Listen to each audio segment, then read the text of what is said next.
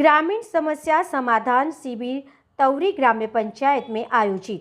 कालिंद्री सुरेश जुगनू सोमवार को तवरी ग्राम्य पंचायत में तवरी मड़िया जिला और हालीवाड़ा ग्राम्य पंचायत का संयुक्त ग्रामीण समस्या समाधान शिविर का आयोजन हुआ।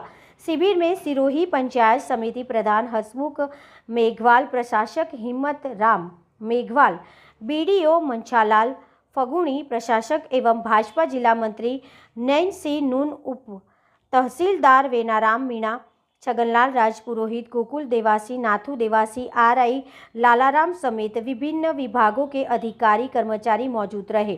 प्रधान हसमुख कुमार के सरकार की विभिन्न जन कल्याणकारी योजनाओं के जानकारी दी। शिविर प्रभारी बीडीओ मछालाल ने जन समस्याओं के मौके पर ही निस्तारण करवाया।